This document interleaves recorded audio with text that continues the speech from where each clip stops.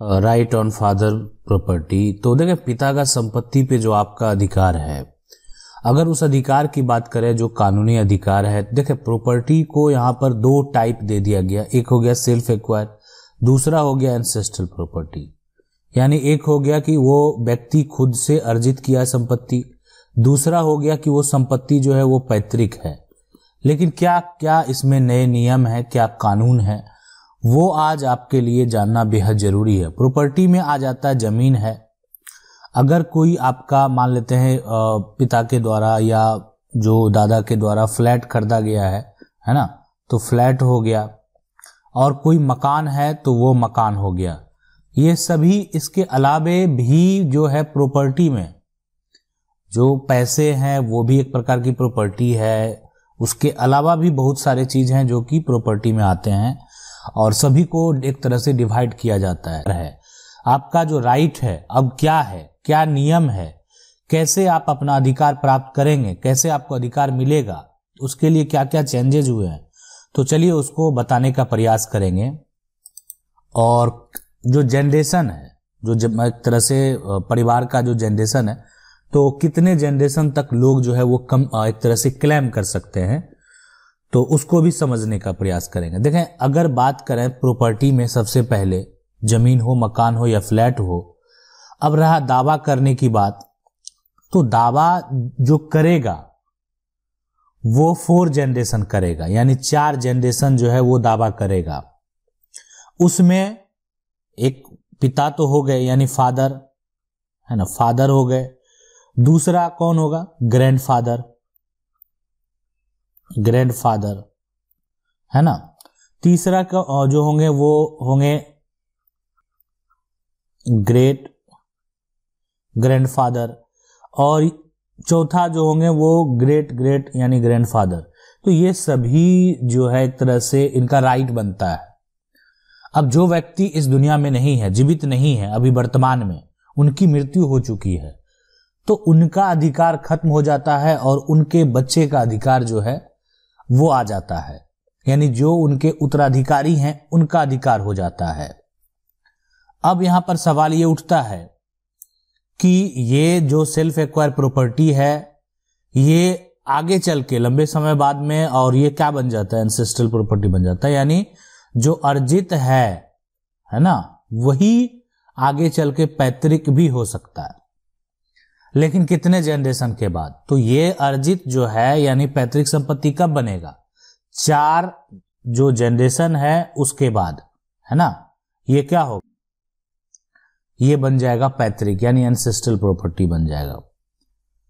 तो अब ये है कि जब ये अर्जित संपत्ति यानी सेल्फ एक्वायर प्रॉपर्टी पैतृक बन जाता है, तो पैतृक में जो कानूनी अधिकार है वो ये अधिकार है कि वो बच्चे के जन्म से कानूनी अधिकार है। यानी अगर बच्चा का जन्म हो गया और संपत्ति वो पैतृक है ना, उस बच्चे के लिए, तो उसका जन्म से उस पर अधिकार होगा। अब कोई बच्चा जो है वो जन्म से दावा तो नहीं कर सकता है, जन्म हुआ और संपत्ति का दावा तो नहीं करेगा। लेकिन अगर किसी भी ऐसी परिस्थिति मान लेते हैं सामने आ रही हो, तो उस केस में जो बच्चे का जन्म हो गया और उनके जो गार्जियन हैं, मां हो या पिता हो, ठीक है, उनके लिए, या एक तरह से नाना हो, उनके लिए दावा पेश कर सकते हैं कोर्ट में, और उस बच्चे का संपत्ति का हक प्राप्त कर सकते हैं।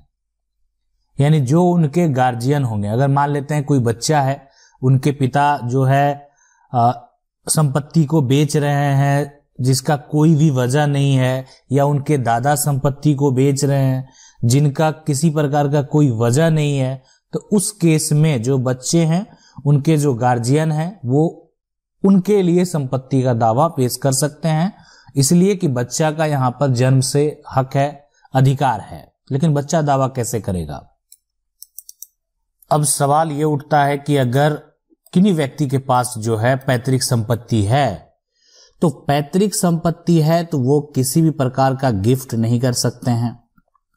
मतलब पैतृक संपत्ति है तो किसी को गिफ्ट डीड नहीं होगा, किसी भी प्रकार का जो एक तरह से रजिस्ट्री है वो ब्लड रिलेशन में नहीं होगा। मतलब बच्चे को वो संपत्ति का, मान लेते हैं ये संपत्ति जो है वो पैतृक है, एंसेस्ट्रल प्रॉपर्टी है, तो ये संपत्ति किसी को रजिस्ट्री नहीं किया जा सकता है, ये संपत्ति जो है ये किसी को गिफ्ट नहीं किया जा सकता है, ये संपत्ति का किसी प्रकार का विल नहीं बनेगा। मतलब कि किसी प्रकार का जो वसीयत है वो आप किसी को नहीं कर सकते हैं, इसीलिए कि ये पैतृक संपत्ति है, इस पे आपका भी अधिकार है, आपके बच्चों का भी अधिकार है, और कोई बच्चों का अगर जन्म हो चुका है परिवार में तो उसका भी अधिकार है। यह अगर आपके लिए पैतृक संपत्ति है, एक पिता के लिए पैतृक संपत्ति है, तो उनके बेटे ये सभी के लिए वो पैतृक संपत्ति होंगे। तो इसीलिए वो किसी को गिफ्ट नहीं कर सकते हैं, किसी को वसीयत नहीं कर सकते हैं, और ना ही उनको अपने एक तरह से रिलेशन कहने का मतलब है अपने उत्तराधिकारी को रजिस्ट्री करने का जो है हक है। अब मान लेते हैं कि एक कोई संपत्ति है जो कि पैतृक है, मकान है, अब वो सोचेंगे कि अब उनको 2 बेटा है तो सोचेंगे एक लड़के को जो है, जो उनका एक सन है, उसको वो मकान दे दें, तो ये संभव नहीं है अगर ये पैतृक है तो। लेकिन अगर कोई सेल्फ एक्वायर प्रॉपर्टी है, अर्जित प्रॉपर्टी है, तो उसके लिए नियम अलग है। इसीलिए कि ये आप कहने का मतलब है ये इनके स्वेच्छा पे डिपेंड करता है, जिनका ये अर्जित संपत्ति है, जिनका ये अर्जित संपत्ति है, अगर वो देना चाहे दे सकते हैं, नहीं देना चाहे नहीं दे सकते हैं। कहने का मतलब क्या हुआ कि सेल्फ एक्वायर प्रॉपर्टी में, है ना, ये जो दावा होगा वो किस पे डिपेंड हो? सेल्फ एक्वायर प्रॉपर्टी में उसी व्यक्ति का दावा होगा, है ना, जो ये संपत्ति को खरीदा है, जो ये संपत्ति जिनके नाम पे है। अन्यथा अगर कोई भी उनके उत्तराधिकारी दावा करते हैं तो ये दावा गलत होगा, लेकिन एक समय ऐसा आएगा जहां पर यह दावा सही होगा। और वो कौन सा समय है?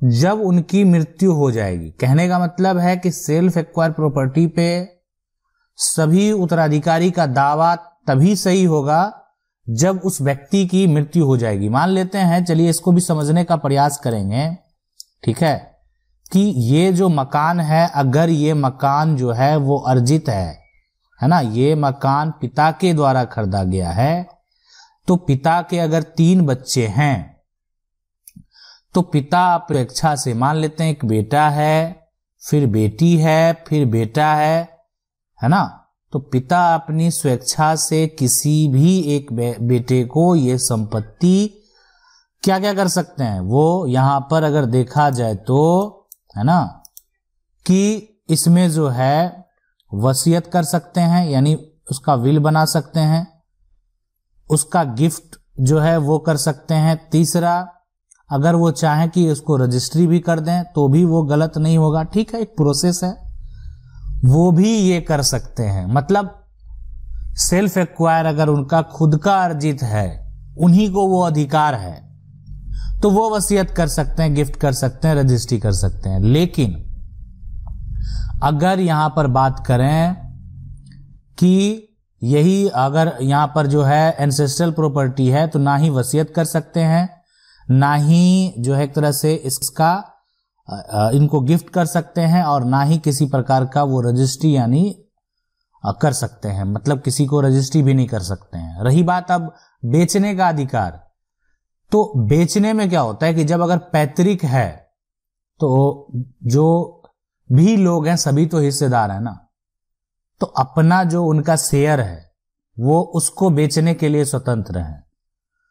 अपना शेयर बेचने के लिए किसी भी प्रकार का कोई समस्या नहीं है, लेकिन जो दूसरे का शेयर है उसको वो नहीं बेच सकते। मतलब अपना शेयर बेच सकते हैं, दूसरे का शेयर नहीं बेच सकते हैं। मतलब समस्या जो है वो है यहां पर कि अर्जित अगर है तो उसको बेचने में किसी प्रकार का कोई पाबंदी नहीं है। मान लेते हैं ये जो बड़ा साहब देख रहे हैं ना, ये इनका अर्जित संपत्ति है, तो इसको ये बेच सकते हैं, किसी को भी बेच सकते हैं, किसी को भी दे सकते हैं। लेकिन अगर पैतृक है तो अपना शेयर बेचने में किसी प्रकार का कोई समस्या नहीं है। तो ये नियम है। कुछ और कंडीशन जो है अगर जो है उसको भी आगे चल के डेप्थ में जानने का प्रयास करेंगे, जो जिसमें कि सन इन लॉ हो गए, या जैसे आपके मन में जो सवाल हो सकते हैं कि वोमेन्स का राइट हो गया, सन इन लॉ का राइट हो गया, ठीक है। तो सेल अगर करेगा कोई तो किस प्रकार करना चाहिए, उसके बाद वाइफ जो है हस्बैंड का एंसेस्ट्रल प्रॉपर्टी में क्या राइट होगा। तो ये सारा जो है ना ऑनरशिप जो है आपका पूरा अधिकार जो है वो पैतृक संपत्ति पे कब होगा। तो ये बहुत सारे पॉइंट हैं जो समझने का आगे जो है हम आपको बताने का प्रयास करेंगे। आशा करते हैं वीडियो अच्छा लगा होगा। वीडियो को लाइक जरूर कर दें। चैनल को पहली बार देख रहे हैं सब्सक्राइब करके जो बेल आइकन है उसको जरूर दबा लें। मिलते हैं अगले वीडियो में, तब